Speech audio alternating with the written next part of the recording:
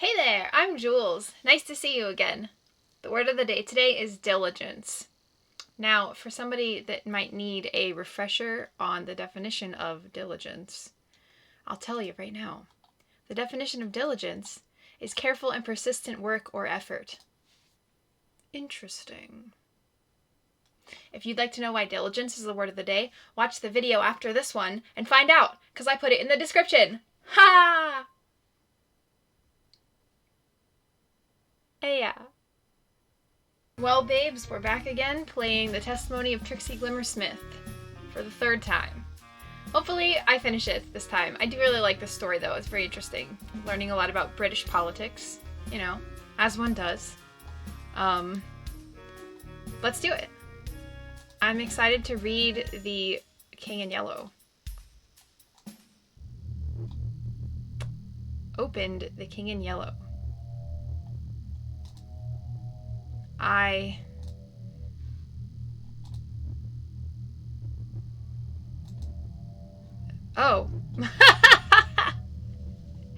I was like, what am I waiting for? Okay, I have to press it. A lot of time passed. Initially, I was disinterested. Nikita had obviously been skimping on sleep. A play written over a century ago did not reference her. It could not. Strangely, I remember little to nothing of the play's contents. It seemed to pass through my mind like wind. But while I remember little, in my mind I still see the black stars hanging in the sky, the rolling clouds breaking against the dread galleys of the Imperial Navy, and the terrible remains of the broken throne. When Nikita saw me finish Act 1, she spoke for the first time since we had opened the play. "Do you see it yet? Do you see me?"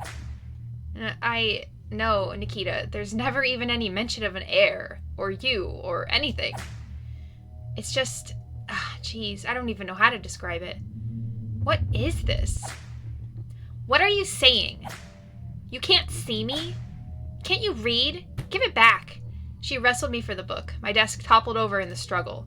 Why was I tussling with Nikita over this book? I didn't want to read more. I wanted out. I let go. The second Nikita saw my grip loosen, she shoved me. I felt the tome slip away into her hands as I tumbled to the floor. As I fell through the air, I caught a glimpse of the first line of the second act.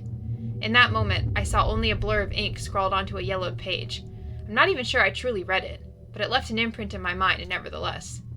More than anything else that happened in the next few days, no matter how bad it got, nothing compared to this. If I could destroy all memories of this year, my new friends, my education, even my transition, I would. Oh, Trixie Glimmer Smith trans confirmed. Got it. For the opening to the second act of The King in Yellow was terrible, unlike anything imaginable. I hit the ground with a thud, my head spun and my vision blurred. A feeling of dread, the likes of which I had never known, hit me like a gunshot. My head felt light, and as I raised my hands to indicate my surrender, they shook as if I was about to faint. What I read in that book stays with me even to this day, and I have no intention to repeat it here, lest rereading it bring me new, more terrible insights. That line changed everything. Nikita was right. The broken throne belonged to her. You believe me now, don't you, Trixie? Never doubt me again. I saw Nikita grab a sharp knife off of my desk. It wasn't super sharp, but I had no intention of finding out whether it could cut skin, and shuffled across the floor away from Nikita. Now get out! Get out of here! I never should have let you read this. You don't deserve it. But this is my room. A small semblance of normality returned to Nikita's face. She seemed to have snapped out of her fury. I needed to use this chance to calm her down.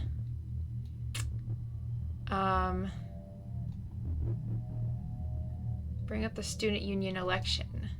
Nikita, wait. What about your election stuff? Running around with weapons, attacking people, and... Ha ha ha ha ha ha! You think I care about student politics? You saw my calling inked in that page, Trixie. Whether you want to admit it or not, now you know. Have always known where I was headed. To Carcosa, to the broken throne. My head hurt at the mention of the Forsaken City. Surely Nikita couldn't truly intend to sit upon its throne. Look, Trixie, you had your chance to join me as my underling. But it's clear the decay of this world, its silly parties and have fun have ruined you. You could have shined as bright as the twin suns. Disappointing. She took off, running from my room with the play and her weapon. I was left alone on the floor, a trembling mess. I scrambled for the door and managed to lock it, my heart thudding in my chest as my mind tossed and turned like the dread fleet at anchor. I should have been more worried about Nikita. She was clearly a danger to herself and others. But all I could think about was the king in yellow.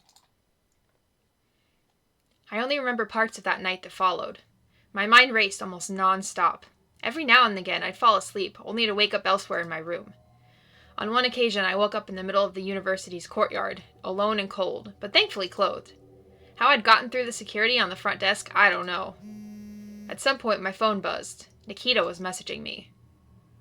"Why didn't you believe me, Trixie? You had your chance to serve me at the foot of the broken throne and rule the city of decay. Why did you have to ruin it? The king's tattered hand will guide me, and me alone, through the path you made for me. The twin skulls will guide me to twin suns, the night that never ends, under the pale moon, under the black stars, under the bleeding sky. This is what I was meant to always.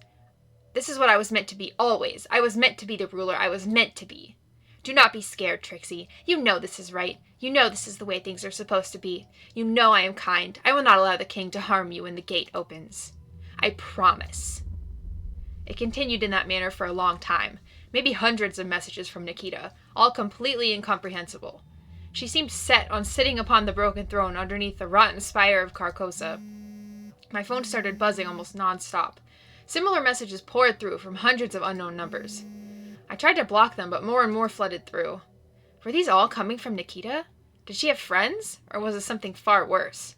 Nikita had a weapon. She was unstable. I thought about how she had spoken earlier that night. It had scared me. I needed help, but who would believe me? I didn't want to burden Belle with it. Belle seemed a little too chill to be able to handle this kind of situation. No offense to her. There was the police. I didn't like them, but maybe they were my only hope? Yeah, let's call the police. I knew I had to try. I dialed the police. "Hey, I'd like to report a dangerous deer at my university." "Wait, who is this?" I checked the number. It was definitely the police. So why were they whispering? I strained my ears, trying to pick out words, but all I could hear was faint murmuring. "Hey, look, I'm trying to report an incident, so shut up. I know you guys are a bunch of homophobic bootlickers, but at least try to do your job right, okay?" Wow, British politics. I mean, I guess they can also relate to American politics, but I don't like to talk about politics right now. "Hello?" For fuck's sake. More murmuring. At first I thought my attempt at a feminine voice was being mocked. But then I heard the word Carcosa and my blood chilled. The police were compromised. I disconnected the call. This was hopeless. Nikita had somehow gotten the police in on this against me. I gave up. This was my problem to deal with alone. The most distinct, terrifying moment I recall was at maybe 4 a.m.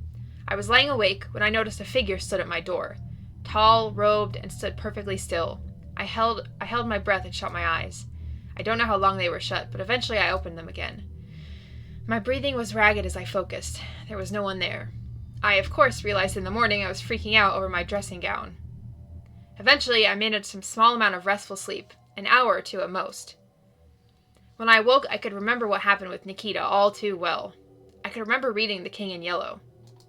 But after that, nothing. Parts of it seemed to be a dream, or my imagination, or something worse. There was no wall between reality and madness. I couldn't trust anything. But I knew Nikita was dangerous. I knew she was headed to the broken throne. Quite what that meant, I didn't know, but I had to stop her. If Nikita unlocked the white gate of Holly and walked through, what could walk back out? Despite my fatigue, I somehow remembered that I needed to change my estrogen patch today. I didn't know that was a thing. I thought that people just took pills for HRT? Is what it's called?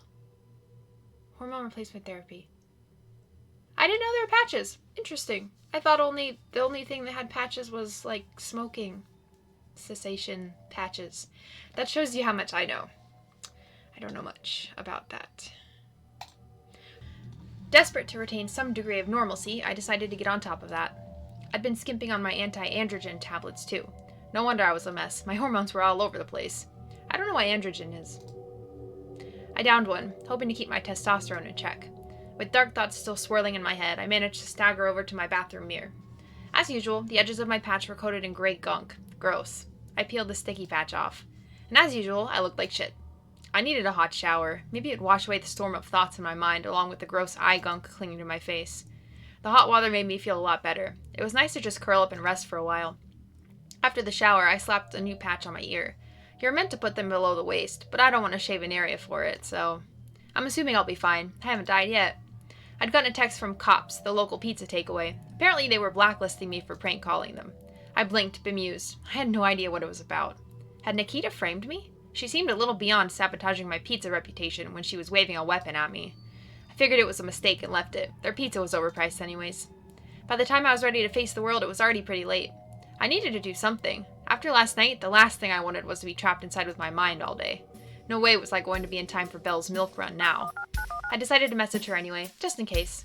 I was right. Belle had already started her trip to North Acres, but she said she could drop around later if I wanted. I certainly wasn't too sad about not visiting North Acres again, but it would be nice to get outside. I took her up on the offer.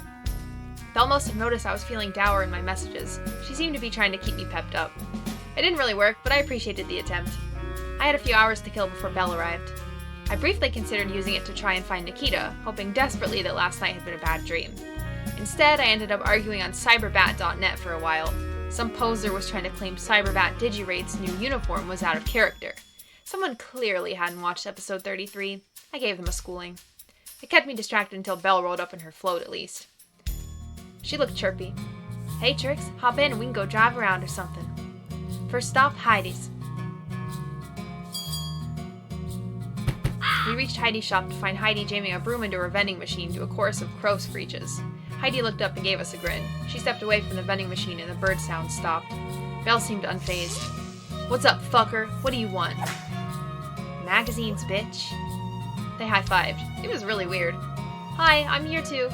I waved timidly. I wasn't cool enough for these two. Hi, Trixie. How's not having a job working out for you? I'm joking. You need to concentrate on your studies, young lady. Belle brought a copy of Milk Jug's magazine. My parents had always told me I wasn't allowed to read that, so naturally I got Belle to let me flick through it. It was pretty disgusting. Oh, hey, Belle. I'm really sorry, but I can't make it to the bar tonight. I've got some stuff to deal with. Crowbar Inc. is giving me shit because I mailed them something they interpreted as a bomb threat. Which is bullshit, by the way. It was an arson threat. Fucking drama queens. They fucked me with that mass crowbar order, and I won't let them get away with it. So yeah, I have to go, apologize to them and shit. Tonight. Their CEO is a bat. My ears perked up. I could do with a rich sugar bat. Dang, that's too bad, hon. Ah well, I'm sure we can hang out another time. We better get going, though. We're going on a fun trip. Sounds fun. I'll let you get on with it. You two have fun. She started jabbing her broom into the vending machine. The loud cawing started up again. I decided not to question it. We got back into the milk float, ready for adventure. Say, Trixie, how about we go visit some spooky places? She gave me a friendly slap on the back. Ow. Oops, hooves. Sorry, Trixie. You like spooky places, though, right? You're doing your nerd ghost course at uni, right? Hey, it's not a ghost course. It's like history and stuff. It's important. It's just most of my work is ghost history. So, where did you want to go? I asked nervously. After last night's events, I wasn't sure I wanted to be near haunted places. Still, after reading The King in Yellow, I knew that there were far worse places in the universe than Old Lady Whitetail's haunted pantry, or wherever Belle wanted to go. Well, Wilted Rose Lake isn't too far away, and you can see Standing Stone Barrow from there. Maybe you'll spot Splashy the Snake and the Spooky Beast. That's two monsters that look for the price of one. You mean the Water Snake and the Altered Beast. I mean, yeah, sure, sounds fun. I've wanted to check out that lake for a while, and maybe you're right, we might get to see those scary creatures. It was sweet of Belle to want to cheer me up, even if it wasn't stuff she seemed to be all that into. I couldn't say no. We drove for some time making small talk. By now my Nikita and the King in Yellow were pushed far to the back of my mind. Take a look, Trix, I think we're here. She was right, we drove alongside Wilted Rose Lake. In the distance, Standing Stone Barrow dominated the skyline. There were all kinds of stories about this lake, and it only took one look to see why it had such an unpleasant reputation. Still black water filled what was once the Rosefield Copper Quarry. Despite the summer breeze, the black mirror remained motionless, almost completely without a ripple. The dark water was utterly impenetrable. Anything could have been lurking mere inches beneath its surface. The blasted shoreline and dead vegetation surrounding the water were almost as bleak as the lake itself. Oh geez, I underestimated how creepy this place was. The lake? Yeah, I tend not to look at it too much when I drive past. That dark water gives me shivers, you know. I'm sure it's nothing too weird, though. I heard the minerals and machine oil at the bottom are what make it look so nasty. All mixed up in the water, you know. Oh, right, that would make sense.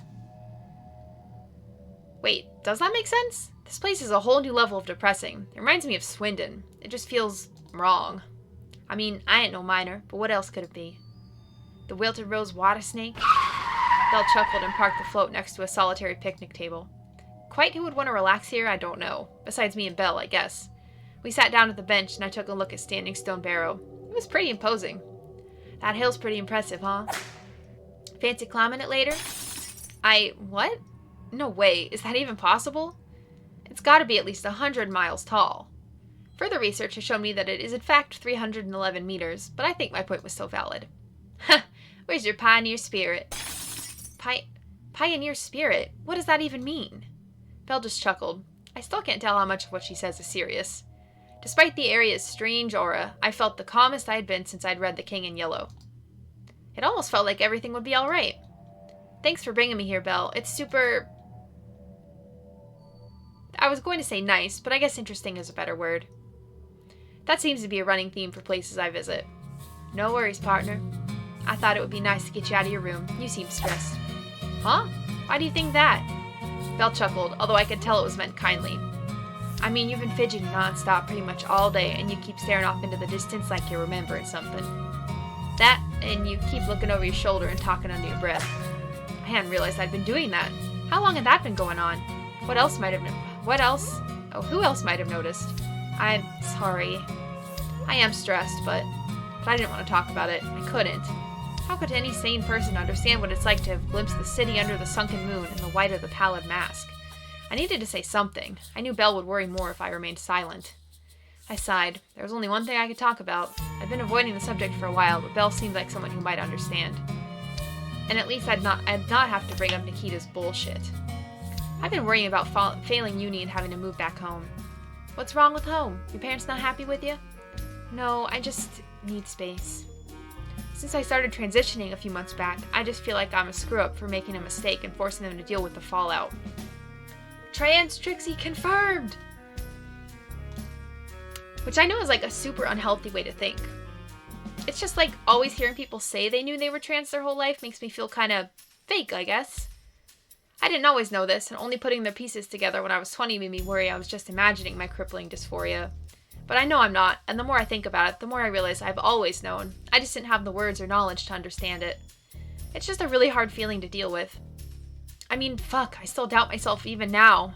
I'm not feeling awful for the first time since puberty.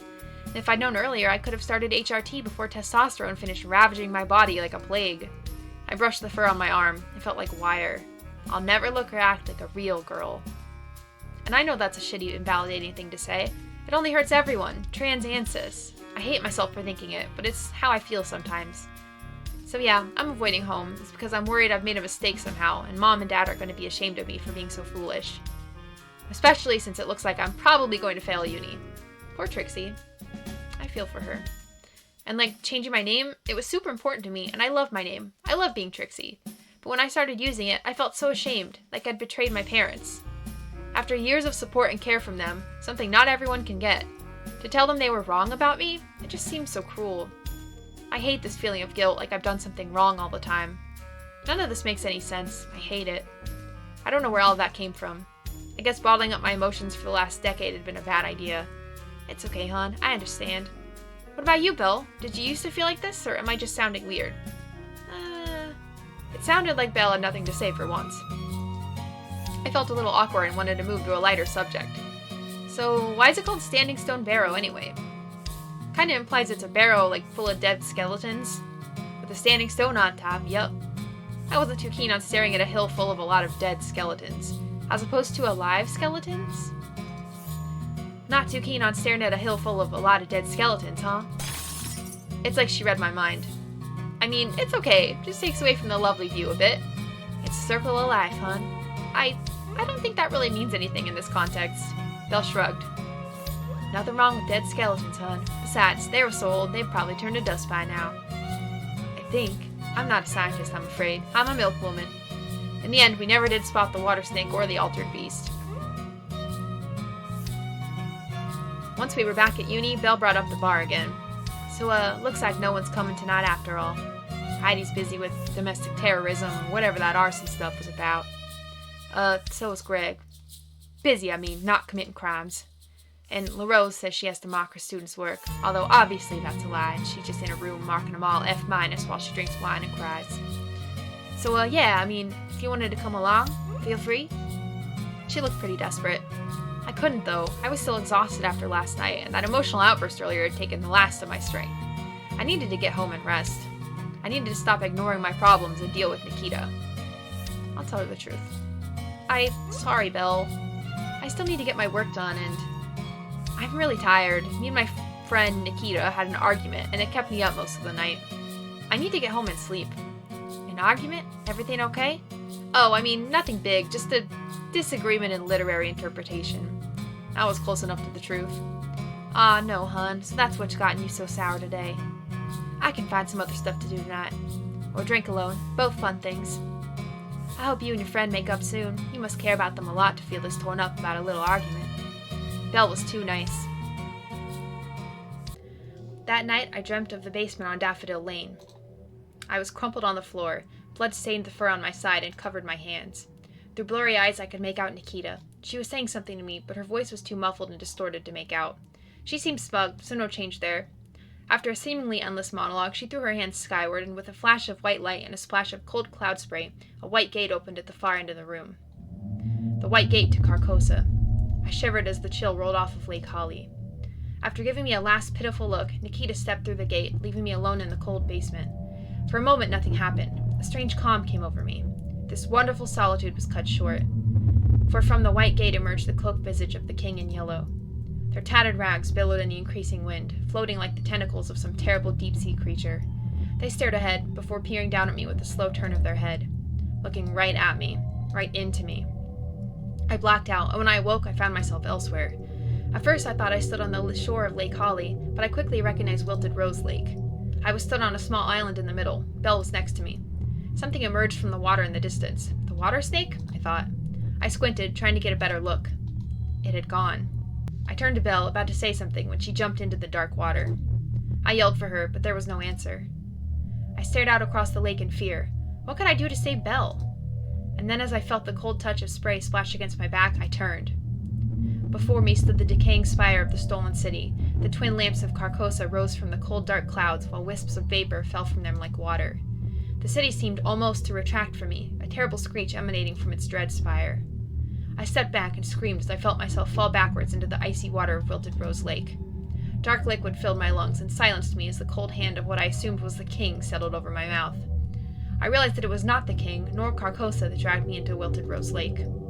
No, they had pushed me and Wilted Rose away in fear. What was pulling me into its depths was far worse than the king in yellow. I plunged back into consciousness and awoke, screaming and shaking.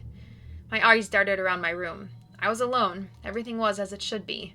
I was as exhausted as ever, as was my life now. After last night's dream, I was more intent than ever to simply let my problems slip from my mind. I decided to message Belle. If I could get outside again, I could avoid dealing with Nikita for another day. Sorry, hon, I'm in a bit of a state today. Ended up at the attic mouse all night, now I'm fucked, basically. I refuse to get out of bed. Good job, it's my day off. Oh no, I hope you feel better soon. I'll let you rest. Belle's typing was pretty impressive, considering she was hungover, and has hooves. Better than mine, even when I was sober. I sighed. Nothing to distract me, there was nothing else for it. I'd have to face up to Nikita. Right on cue, there was a knock at my door. Trixie Glimmer Smith, open up! I gulped, just what I needed. She was knocking pretty loud. Maybe she was planning to break in and kill me with whatever weapon she'd gotten a hold of today. I knew the knocking would attract unwanted attention if it continued. I couldn't bring more people into this mess. Nikita was my problem to deal with. I opened the door, accepting my fate. Trixie, have you seen my cardigan anywhere? As much as I'd loathe to admit it to you, You've been to Daffodil Lane, haven't you, Nikita? I could tell she had. She kept sniffing as if she was dealing with some allergies. Something seemed to click in her, as if she only just remembered what she'd been doing all night. Had she totally forgotten about our fight? Well, you might think that, but I couldn't possibly comment. You think you're pretty smart, don't you, Trixie? But no, I wasn't there. Idiot. Look, Nikita, I'm going to stop you. I won't let you hurt yourself, and more importantly, possibly me. Oh, Trixie, you're far too late for that. I already have the exact position of the intersection between our world and the White Gate. The book Reaching Other Worlds was most illuminating. The midpoint between the 3 standing stones in this county. The cottage on Daffodil Lane. I need only bide my time and wait. And then the throne will be mine. Wait for... Silence, wretch. Wretch. Silence, wretch. I've already said too much. Suffice to say, my ideals have been vindicated. While you gawped at ghost hentai, I studied in the library. Your fate is of your own making, Trixie. Maybe you should just accept that I've won. I will sit on the throne, not you. But I don't want to sit on the throne? Nikita, you need to... You're not making sense. Silence. Silence. You've read the king. You've read what I have. You know what I speak is gospel. And the throne is mine. She took off, running back to wherever she came from. Not being hugely athletic, she seemed to run out of breath before the end of the hallway, where she slinked off, panting. At least this had confirmed it. Nikita had a plan. I sighed, realizing it was up to me to stop her. What was it Nikita had said about Daffodil Lane? It sat in the midpoint of the 3 standing stones? Was that true? It didn't sound right at all. I checked out the map on my wall. The center point of the 3 standing stones was nowhere near Daffodil Lane. Heck, Daffodil Lane didn't even fall into the area between them. This midpoint was the lake. Surely someone as smart as Nikita should know that? She was bluffing. She must have been. Or maybe she meant some other standing stones. I didn't bother considering that she might be wrong. She wasn't. She was Nikita. She was smarter than me. She knew what she was talking about. All I could do was try to keep up with her, or give up. I didn't have long. Nikita had said herself that all she needed to do was wait, and... Wait and what? I realized I had no idea what she planned to do with this information. She had mentioned the library. Of course Nikita was always in the library, so that was no surprise. But perhaps there was a way to stop her hidden in its thousands of books? It might be my only chance. I had to read books. I rushed straight to the library. There was no time to lose. It always shut early on a weekend. I quickly went through the shelves I thought I might be relevant. Myths, local history, literature. I wanted to find the book Nikita had mentioned, Reaching Other Worlds. I'd never heard of it before, but it sounded like it would be of use to me too. Reaching Another World was Nikita's aim, after all. I was worried Nikita might have the only copy, but fortunately I was able to find it. I added it to the substantial collection I'd acquired during my search. I dropped my collection down on a secluded desk. Half of the stuff didn't seem all that relevant, but it was better to be thorough. I thought I'd better skim the books and work out which I had time for before I actually started reading. I wouldn't have time for all of them. I checked the clock. There was about 6 hours left until the librarians would kick me out. Okay, so this is interesting. So real quick, I was editing this video and I noticed that 2/3 of it had lost sound. Great. Wonderful. I was going to record over it and I thought, you know what, I'll just come back in here, I'll just replay it. So I went back. This is a little bit different. The first time I had 5 hours to look at books, and a lot of things are different. Trixie's a lot less paranoid in this playthrough, but I guarantee I pressed exactly the same stuff.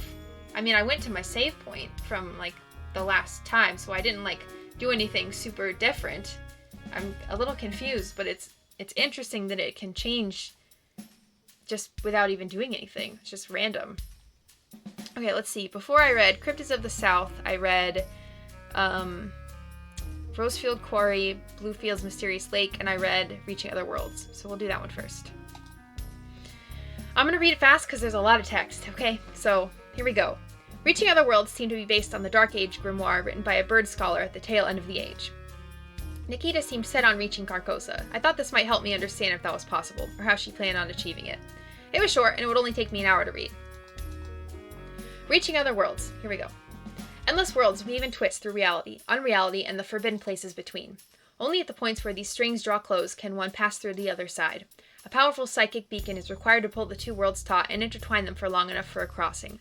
Blackwind Spire is said to be the brightest of these beacons, at least on our world, but in its current ruined state is useless. The carrion crows of the Blackwood of Brennenburg use their own natural psychic influence to shield themselves from the horrors of the Brennenburg Secession Wars.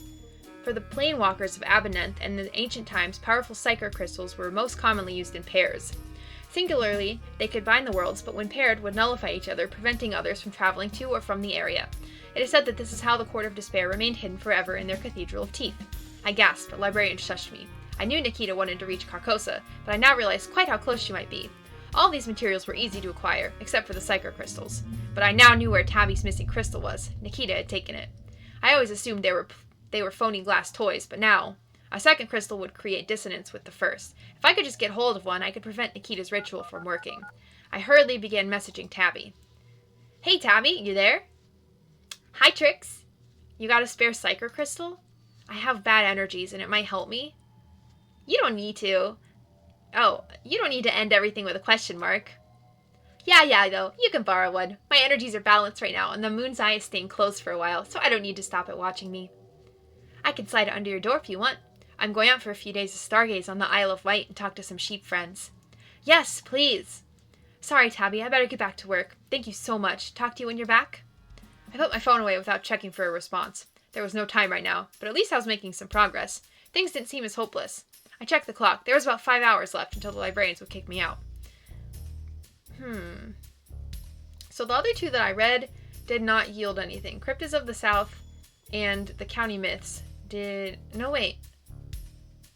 I did not do Cryptids of the South. I did County Myths. I did Bluefield's History Society, County Myths, and Rosefield Quarry. And both of those things she said were a waste of time.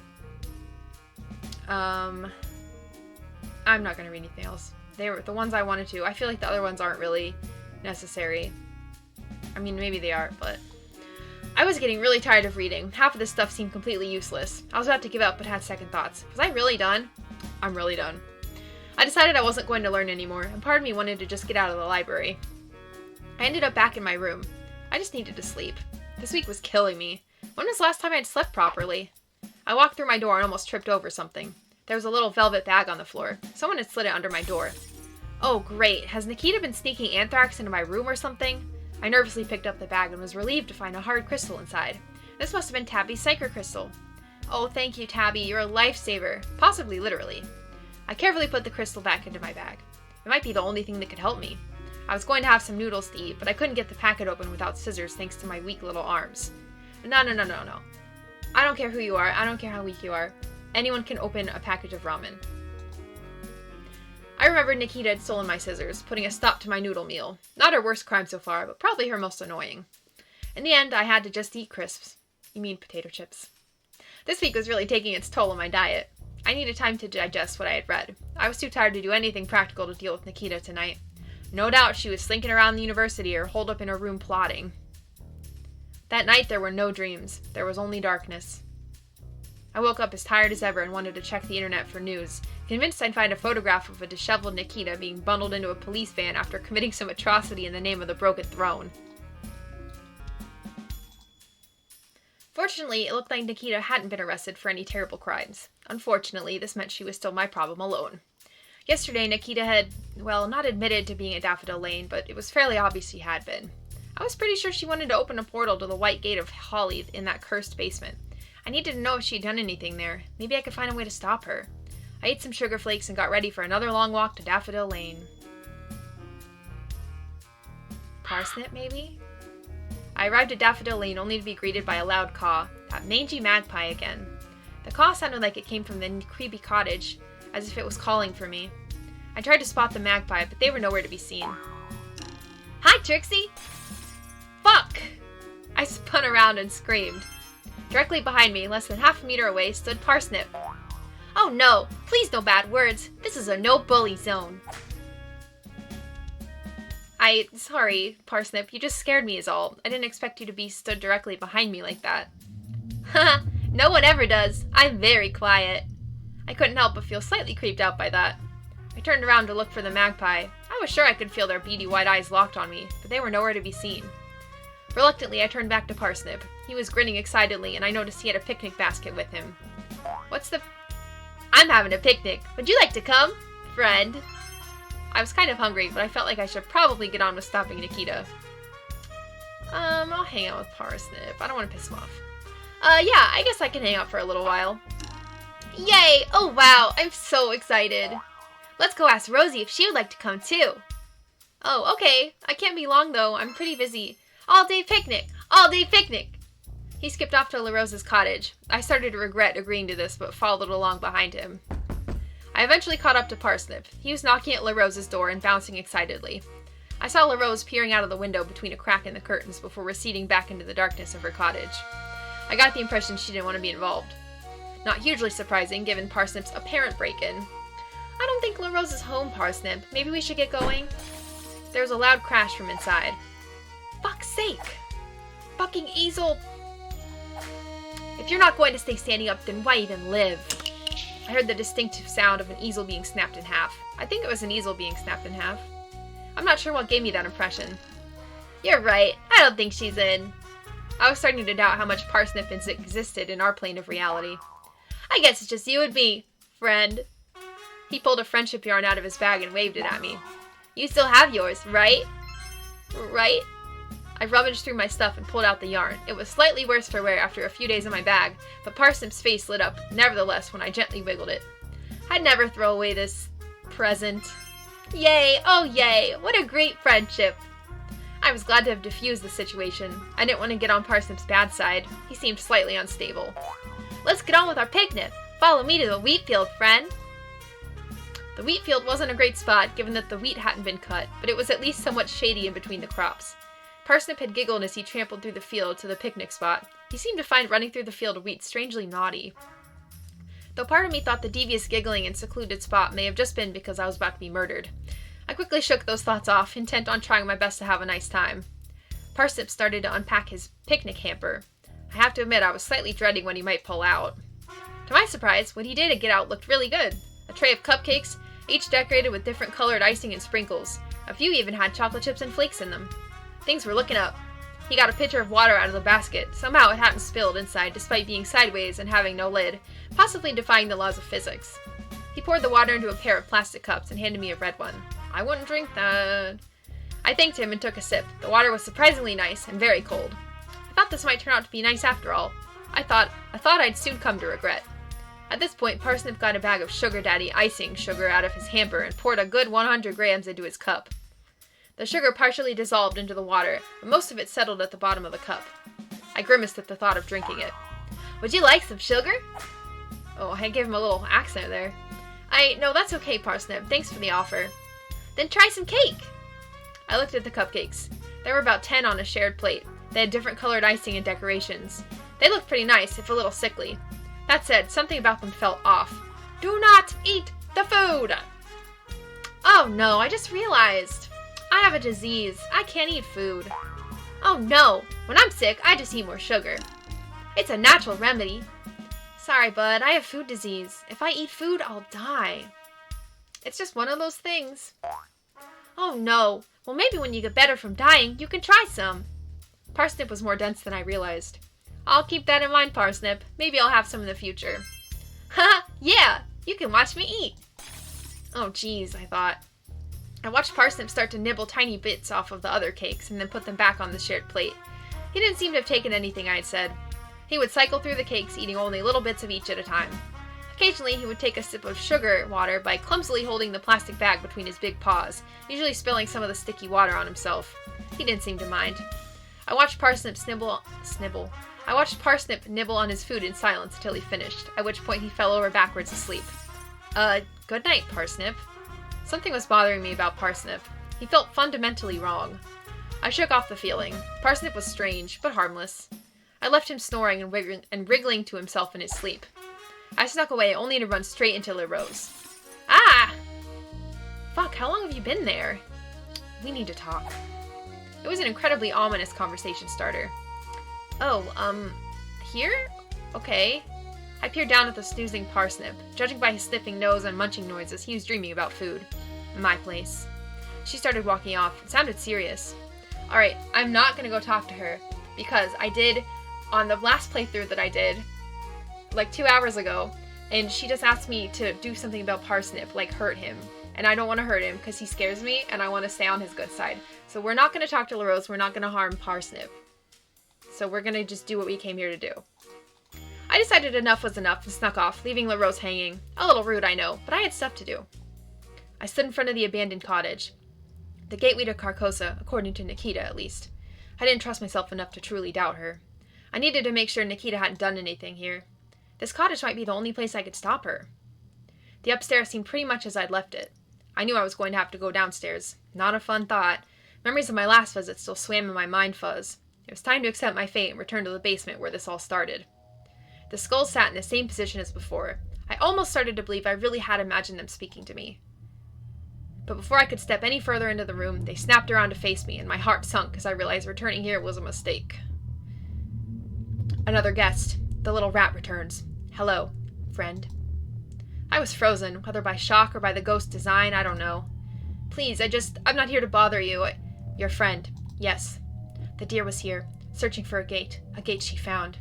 Already present, the yellow sign, creator, I am. Forever, never to be removed, no matter how much I tear at its paint. The gate is present, and needs only a key. No more preparations are needed, only the moonlight of a full moon, if what the deer says is true. A believable claim, for I too require tonight's white light. Reunite, broken body, no more. If the deer speaks true, then endless, ashen terrors crawling forth from the lake.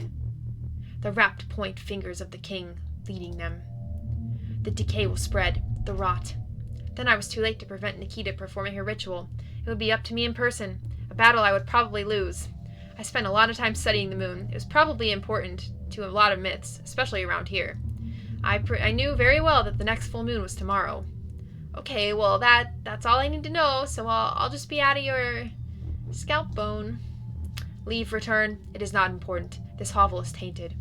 Unclean. I have no further use for it. I shall not be present for this evil. You would be wise to leave, little rat, before the ritual is performed. Farewell, little one. The ghost was leaving? Why? Not that I cared, as long as it was out of my life. The skulls shattered into dust, and the evidence of their existence turned to a fine bone powder that joined the spores and dust in their toxic dance. I was thrown to the ground as the gold mist floated out of the basement like snow in a breeze. I climbed to my feet, my head ringing. It must have hit when I fell. I made my way outside and caught my breath. My phone buzzed. It was Belle. Hey, Trix, up for an outing? I'm bored. Oh, I don't know. I'm kind of busy and I have stuff to do, so... Oh. Okay, see you somewhere else then, hon. She sounded disappointed. Belle seemed really desperate for company. I felt like I should go deal with Nikita, but I realized there wasn't anything I could do to prepare. I was exhausted and could barely think. All I could do was wait for tonight, the full moon. I decided no matter what, I should go hang out. It might be my last chance after all. Actually, I should be okay. I'm not as busy as I thought, so if you want, I could hang out. No worries, hon. Want to visit that birdhouse in the woods you were on about before? If you mean the bird settlement, sure. It'll be nice to go somewhere not creepy. That lake still makes me feel weird. Okay, how about we meet at Heidi's in an hour? I need to pick up some magazines. Okay, I'll see you in a bit. I was glad to have an excuse to get away from the abandoned cottage, partly because it unnerved me, and partly because I was worried Nikita might turn up at any minute. I didn't want her to know I was still trying to stop her.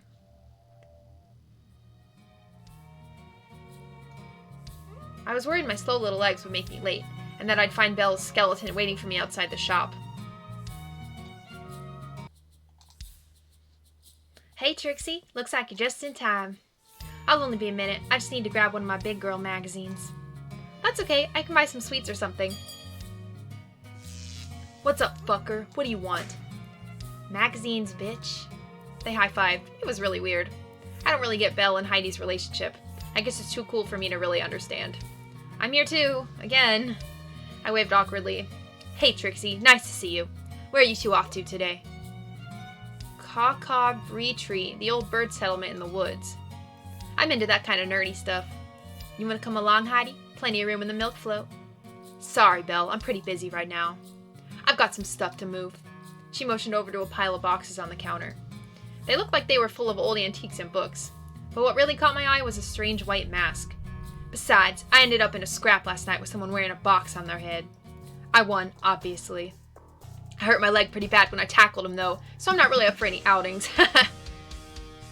Heck, sounds nasty. Did you catch him? Ugh. Nah, they were pretty small and hyperactive. They managed to get away, albeit empty-handed. That sounds pretty scary. Yeah, I'm used to it. I've gotten into a lot of fights in my time. And won all of them. Heidi's pretty scary, but in a kind of a good way. Say, Heidi, your magazines are all mixed up. I can't find milk jugs anywhere. Huh, so you're right. Let's take a look. The pair started rooting through the magazines in search of Belle's filth. My attention was drawn to the stuff Heidi was moving. In particular, the strange white mask. It was pretty eerie. It felt so out of place. I shook the feeling off. It was probably part of a costume for a party or something. Belle managed to get a hold of her magazine, and I totally forgot to buy any sweets. Anyway, we better get going. We got a pretty long drive, and it's already getting late. Okay, you two have fun without me again. Bye, Heidi. Actually, hey Trix, mind if we stop by La Rosa's for a bit? I haven't seen her for a while, so we might as well say hi on the way, right? I wanted to say no. I felt like La Rose might be annoyed with me for totally ignoring her earlier. Sure, Belle, I don't mind. I kind of wish Belle let me know about that before I walked all the way here. La Rose was lazing around in her deck chair. Hey, La Rose. How are things? Belle, I didn't expect to see you here. I'm just taking a break from marking homework. Not lazing around doing nothing all day. She glanced at me. I waved awkwardly. I didn't realize you knew, Trixie. Sure do. We're heading out to some bird tree in the woods. It's an educational thing. You're more than welcome to come along, La Rose. The more the merrier, right? No. I have a lot to do here. She trailed off and kind of gestured randomly into the ether. It looked like Belle was about to reassure her, but La Rose cut her off.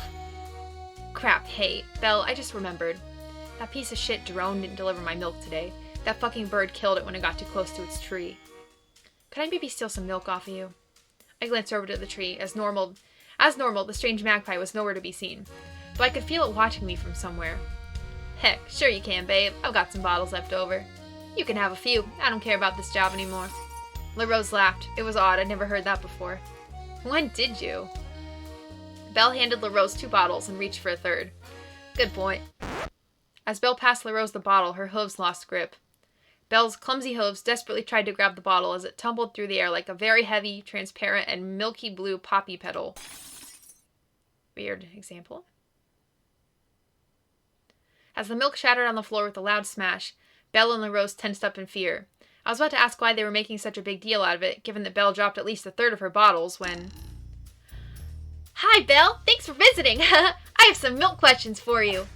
We swung our heads around to the wheat field. At the top of the hill, maybe 200 meters away, we could see Parsnip's silhouette. His large glasses were masked in sunlight, but I could feel his eyes drilling into us with a terrifying intensity. Fuck. Parsnip disappeared back into the long wheat and started to sprint towards us, cutting through the crop like an annoying knife. Ah, heck, it's Parsnip. Sorry, La Rose, we better get going before he starts interrogating me about milk for the next week. Wait, kid? I thought Parsnip was like 20. I assumed he was some kind of immortal, ageless woodland spirit created solely to piss me off. Belle's eyes flickered over to Parsnip. He was getting dangerously close. We better get going. Sorry, La Rose, bye. Belle jumped into her float and beckoned for me to follow. I happily obliged and got on board. Bye, La Rose? She was already gone, her curtains shut. Belle tried to start the engine, but it kept stalling. Hi, Belle! Have you got any new kinds of milk today? Does backwards milk exist? It should! It would be so exciting! Belle gritted her teeth and managed to finally get the engine going. The milk float sped off as Parsnip continued his speech behind us, growing quieter and quieter with every driving law we broke. Hey, Belle, how do you know La Rose? Is she a milk customer? Well... We were in a relationship kind of thing for a while. It didn't end badly or anything. It just sort of stopped, I guess. La Rose has been having a tough time with her depression recently and needs space. I don't want to push her, you know? I don't know. Maybe I should reach out to her. I'll try to get her outside next week. She's a good friend, and I want to make sure she's doing okay. Oh, sorry, Belle. I hope she's okay. She seems nice. Long story short, the museum was shut down due to the heat. Apparently, the reenactors kept fainting because they refused to take off their replica armor. I had managed to pick up a leaflet while I was there. I guess that was almost the same as getting to see the actual thing. Caw Bree Tree, Visitor's Guide. Similar to most temperate bird settlements, the treetop buildings of Caw Bree Tree were constructed using sticks tied together with grass and vines. Several of these buildings have survived to this day. Amazingly, several ancient bird writings also survived. Local archaeologist Penny Splimpton discovered numerous complete and damaged rune weavings in the nearby Dartbourne Cave. These weavings are fairly standard, with two large twigs forming runes in a grass-weaved tapestry, but their completeness and preservation is outstanding. These weavings primarily talk of some ancient bird myths, many from the era cover. Okay. Primarily, the star gods, an ancient legend of fantastical beings which supposedly ruled the world long ago and perished in a battle in the skies above Rosefield against a great evil, leaving the world to us today. The dense woods and remote location of the settlement have shielded it from the elements and vandalism over the years. The settlement's center in particular is remarkably well preserved, with the communal nests and walkways high in the trees, where bird elders would once have met and run the settlement. On a lower branch, seemingly fallen from its original height, is the leftovers of a bird armory. Several small wooden helmets and beak extensions remain. 5 smaller personal nests also surround the central hub in various states of decline. One still has a small personal shrine to an ancient wood spirit in it, an exciting look into day-to-day life long ago. It is unknown when the settlement was abandoned, but it was likely during the Dark Age, when it was common for entire bird societies to uproot and migrate to lands where food was more readily available. Whew! I was about to comment on how everything in this county seemed to be way more mysterious than it should be when I spotted a flash of movement in front of us. Ah! Something huge pounced into the road. It looked like one of the wild sheep that lived in the woods, much larger than its farmyard sisters. Belle yelled and swerved to avoid it, and before either of us could react, the milk float was tumbling through the woods, straight towards a cliffside. I woke up tangled in a bush. It was night. I must have been unconscious for some time. Belle? There was no answer. I fidgeted slightly, trying to work out if I was dead or not. Fortunately, I wasn't. With a lot of effort, I managed to pull myself up onto my feet, thankful the bush had cushioned me when I was thrown from the float. The float was a few meters away, crumpled against a tree. It didn't look like a nasty crash. Me and Belle must have both leaped from the side doors at the last minute. So if we both made it out of the float, where was Belle? I looked around frantically, barely able to see in the nighttime gloom. My phone had survived no worse for its already considerable wear, and I turned on the light, frantically shaking it to keep it from flickering out. Belle? Again, there was no answer. Belle was gone. I realized she must have gone to try and get help. In the distance, I saw the cliff we had plummeted off. It wasn't too tall, but it was far too steep to climb back up. There was no obvious way back to the road. I began to panic. I didn't want to be lost alone out here at night, not after all the stories I'd read about the woods. Before I could get too worked up, I noticed a trail of hoof prints leading away from the float. I let out a sigh of relief. They led deeper into the woods and onto a hiking trail not far from me. Maybe Belle had followed the trail and found help. She left without me? Didn't look for me? Or did she just leave me in the bush to die? I started walking down the path. I had a slight limp. I was worried something was broken, but it turned out my leg had gone to sleep. I must have been led on it in the bush. I must have been laying on it in the bush? I don't know how long I followed the path through the dark woods. Every sound put me on edge. Each crack of a branch under my foot, rustle of leaves as I brushed past a tree, or whisper of the wind made me fear the worst. That I was being stalked. Months of reading spooky stories were coming back to haunt me. I started to curse my imagination, but then I realized it wasn't me stepping on branches or brushing past trees. It wasn't the wind whispering through the woods. It was something else. I stopped. A second later, lagging behind my movement, a snap. I was being followed. I spun around in fear. Through the trees, silhouetted in moonlight, was a furry shape. The furlock. I ran, and so did it. Or rather, it glided through the woods as if flying. Faster than I could hope to move. I'd read stories of the furlock, a terrible ancient beast that haunted the woods. Gnashing teeth and ripping claws and horribly fast, agile feet. I was doomed. I had to keep running. Perhaps I could lose it in the dark? Then almost immediately my foot caught on something. My other foot, I think. I tumbled onto the floor, my stomach turning as I knew the furlock would soon be upon me. I landed face down and pulled my hands over my head, curling up into the fetal position. If I was to perish, I wished to do it without looking upon the furlock's terrible face. Nothing happened. No terrible snarl followed by an onslaught of mangled claws and crooked fangs. I was about to look up when I felt a pair of small paws shuffle through my bag. I almost screamed, but managed to stay quiet. Playing dead seemed to come naturally to me. They grabbed something and sniffed curiously. The furlock was stealing my cheese rope snacks, presumably to eat as a side while it devoured me for lunch. It grabbed something bulky, the games cartridge from the abandoned cottage. The furlock? What? That's mine! Is this Squirrel Girl? Thief! For an ancient forest predator, the furlock had a pretty girly voice. I felt the game leave my bag. My attacker scurried off into the woods. After a few moments, I climbed up. Everything else was in my bag. Did I just get robbed by a feral child? I thought about the missing Squirrel Girl. I wasn't sure what to make of any of this. Right now, I just wanted to get out of the woods. Belle couldn't be that far away. I followed the path for a while longer, and then I saw her. I was relieved to no longer be alone, but something was wrong. Belle was stood in front of a small pond. The pond was lit, but not by moonlight, starlight, or torchlight. Despite its ominous black water, I was strangely drawn to it. A feeling of unease welled up inside of me. My mind was pulled back to the black water of that terrible lake. I could tell, deep in my mind, that the pond was bottomless. Belle? She jumped and turned to me, looking confused. Oh, hey there, Trixie. She glanced around, looking increasingly disoriented. Say, Trixie, hun, you don't happen to know where we are, do you? We crashed in the woods, remember? You wandered off? Are you okay? Did you hit your head or something? Belle stared at me blankly for a moment while her brain ticked over her memories of the day. Well, I'll be. That's right. I was following you along the hiking trail, remember? And I ended up here. She turned to the pool of inky black water and shivered. What did she mean she followed me? Well, darn. Heck knows what I was thinking staying here so long. It's pretty nasty, huh? I could tell she was still confused. She almost sounded afraid. I'd never heard her like this before. Why would I want to meet the corpse god? What? No. I had some strange thoughts just then, ones that had been niggling at me since I first set eyes on the pond. Thoughts of a nameless terror. The crash had clearly mucked with my head. I don't want to die. Or the still water was bringing back memories of my horrible dream. The dream of the Black Lake. Of that which even the King in Yellow feared. I managed to shake them off. Me and Belle needed to get out of the woods. I needed to get back to Daffodil Lane.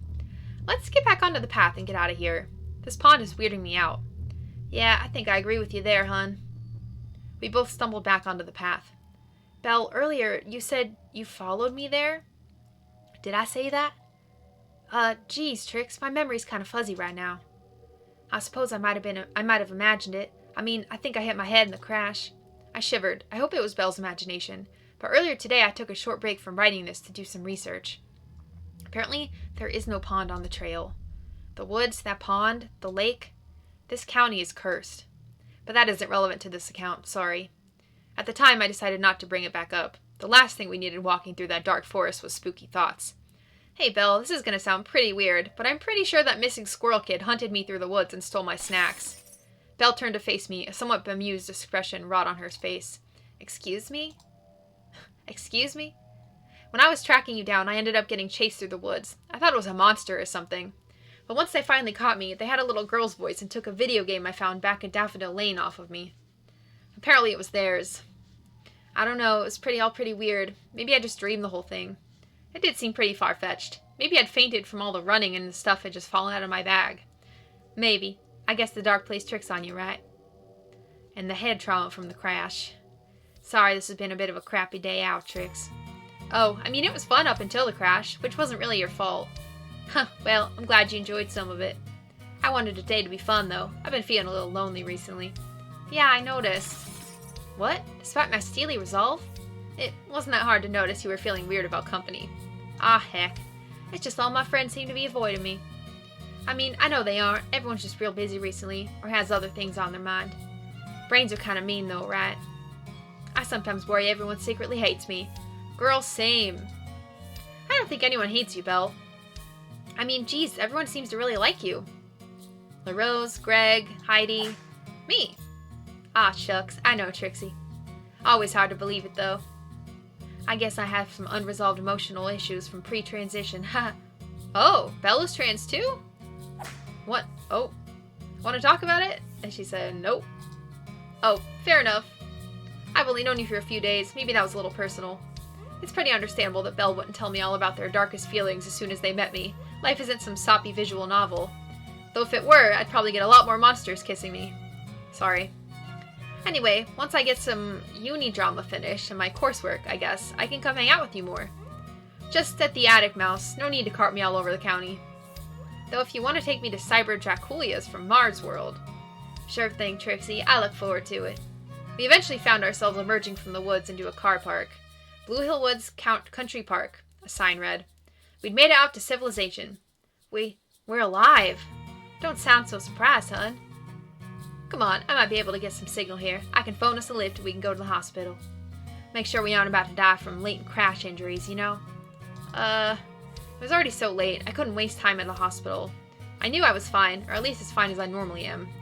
Daffodil Lane wasn't too far from here. I could see it on the local area map next to the trail start.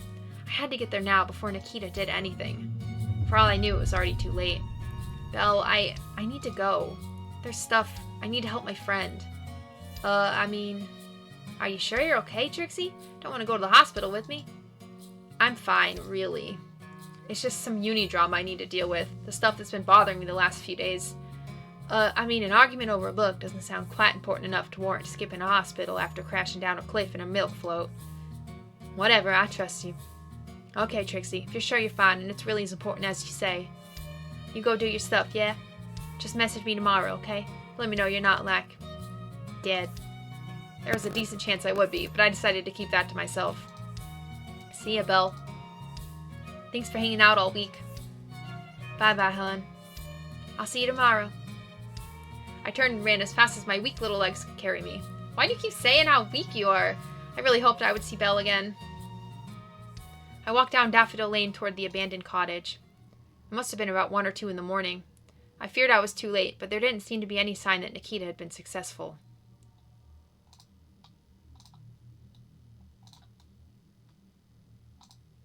Oh, I can't skip stuff I already did.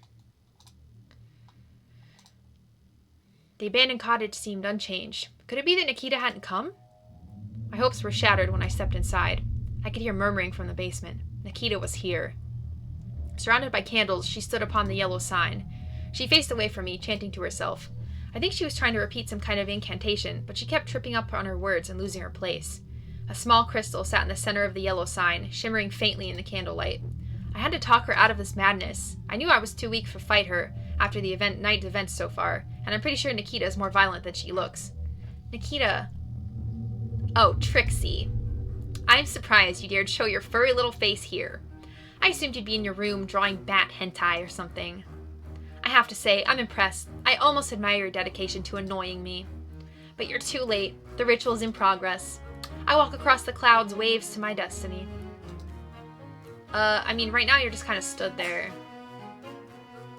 Okay, but soon I shall walk across the cloud waves to my destiny. It's not like you're gonna stop me. By all means, stay and watch my ascension, or fuck off. I don't care. Just, I need to wait a little longer, is all. Was Nikita wrong? She seemed confused somehow. Her ritual didn't seem to be going to plan.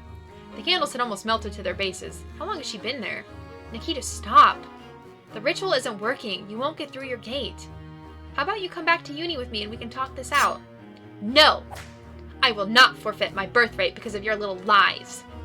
I will succeed. It's just taking a little longer than it should. I need to prove to the king. I need to show him my faith has not faltered. The one who sits on the broken throne cannot be weak. They cannot be unsure. I maybe made a mistake. The candle placement must be wrong, or maybe my pronunciation is off. She started flicking through her notepad, desperation building on her face. I was starting to doubt Nikita. I had expected her to summon up a portal of shimmering cloud and step through to her destiny. Instead, she just seemed utterly broken, deranged. Maybe you're wrong? About the ritual, about the throne, about that play. Trixie, shut up! I know what's wrong. The one external variable. It's you. This is a test. I must prove myself. My loyalty. Well, I will not break. I swear to your king. I swear to you, my king. Upon the broken throne I shall call forth the dread fleet, the ashen horrors of this twilight quarter and the iron watchmen. I shall set them on Trixie and crush her. And now, my king, will you bring me the white gate? She was serious. The malevolence in her voice was enough to kill any doubt I had that these were the words of a madwoman. Nikita had to be stopped. This ritual could not be completed. The artifact I did possess was powerful to be sure, but against Nikita? I had the crystal with me, sure, but Nikita was smarter than me. She would have prepared for it. She probably had something to cancel it out. Heck, I was so exhausted by this point after last night, she could probably just steal mine and destroy it. It was hopeless. Regretfully, I had to turn to my backup plan. I haven't spoken about what happened so far. Truth be told, I've been trying to forget it. I almost did until now. Still, I hope you'll understand that it was necessary, and I include it in the interest of full disclosure. Thanks for reading this far, by the way. I know it's dragged on a bit. Nikita, I'm really sorry, but I'm not letting you do this. For once in my useless little life, I'm standing up for myself. What? I charged Nikita with a fury I'd never felt before. I wasn't going to let Nikita sit atop the broken throne. I wasn't going to let the terrible denizens of the decaying city under the dead moon leak into my world and destroy me. Destroy my new friends. Nikita's face was an equal mix of terrified and bemused. I don't think she considered I might do anything other than passively roll over and die. Usually she would be right, but as strange as it might seem, the events earlier that night had made me realize how much I actually quite liked living. I slammed into Nikita and immediately crumpled to the floor with a yelp. The second I hit her, I had felt a sharp pain in my side. From my waist jutted my novelty scissors, their wacky, wavy blades shimmering in the candlelight. Enough games, Trixie. Now stay there. I'll be coming back for you soon. I just need to get this gate open. Nikita turned back to the yellow sign and began flicking maniacally through her notes. I was close to passing out, her silhouette blurred in my tired eyes, but I wasn't going to let Nikita win. With a pathetic little whimper, I managed to pull the blade from my side. Nikita was so transfixed on her work she didn't even realize till I shakily climbed to my feet. Goodness, Trixie, where was this kind of determination the rest of your silly little life? I'm sorry, Nikita. What? I turned away and fled, sprinting up the stairs in agony. Nikita's voice rang out from behind me. Fine, Trixie, run, be a coward. There will be no escape from my power. I will crush you. There was no time to listen to her threats. I didn't have long left to stop her. I stumbled to Acorn Cottage. The gas canisters in the evidence box had been left untouched since my first visit. It was a foolish and horrific plan, but I had run out of options. I couldn't fight Nikita. I knew I'd lose. I grabbed a canister and prayed that it was full. It was heavy and made the run back to the abandoned cottage painful. My body ached from the stab wound, but a cocktail of adrenaline and fear let me power through. Oh no. I managed to get myself back down the stairs, almost collapsing from the weight of the canister. I tossed it across the room to Nikita. It hit the floor with a clang, followed by hissing as gas leaked from the canister, invisibly floating towards the candles Nikita had set up. Nikita jumped at the sound and turned to me. For the first time that night, I saw genuine fear in her eyes. My heart wrenched, knowing that what I was doing, and I tried to apologize, but found myself winded from exertion.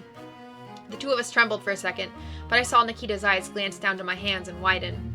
In my hands, I held the king in yellow. I felt my face grow pale at sight of that hellish tome, and Nikita spoke out. It's not real. None of it. Trixie! It was too late. I turned and fled up the stairs. As I reached the top of the stairs, I heard the gas ignite and the floor beneath me ruptured upwards. Fire bloomed out of the ground like a flower, and I was thrown into the air and out of the cottage. Did I just kill Nikita? For a second I could swear I saw once more the curling clouds of Lake Holly and the rotten spire of the imperial palace of Carcosa. The moon, larger than ever before, hung in the red sky like a white stain. The clouds swirled, and the orange flash of fire returned to my vision. I found myself facing the blazing remnants of the cottage. I knew what I had to do.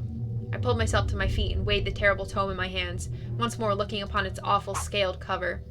With a moment's hesitation, I flung it into the inferno. I was finally rid of it. Its snakeskin cover bubbled and melted, but it was some time before the rotting pages caught alight. I watched the book burn, hoping in vain that my memories of it would turn to ash along with it. When I heard distant sirens, I fled into the fields. What about Nikita? Is she dead? I eventually stumbled back to my room and fell into my bed. Fortunately, my wound was more painful than it was deadly, and I seemed to have survived. The reality of what I did that night has only just started to set in, and I'm beginning to realize that I may be in trouble. I may be sick. But those are thoughts for another time. I've tried to write this as fast as possible so that I can give you a good account. My memory isn't fantastic. I've ignored about 500 messages from Belle over the last 2 days while writing this. Rude, I know, but this is important. Anyway, I hope this document explains sufficiently why I have been justifiably busy and need a week or two more to complete my coursework. In retrospect, I probably should have kept it shorter, since I seem to have run out of room on the form, and, well, I guess without realizing it, I wrote most of my statement on the walls. Sorry. I intend to begin my coursework as soon as I receive confirmation that you're giving me an extension, which I hope you agree with me is only fair. For now, though, I need to talk to Belle. I know she must be worried about me, and I need to talk to her about that night in the woods. It's strange. When I slept that night after burning the play, I expected dreams of the rotten spire and the broken throne. I expected to be tormented by the king in yellow, but all I dreamt of was black, motionless water.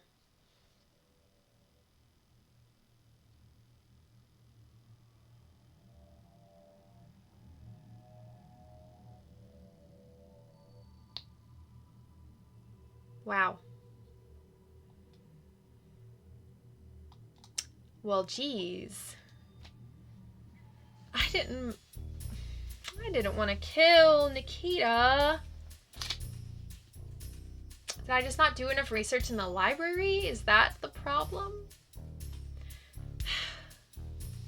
Why am I getting these bad endings on these visual novels? What's going on here?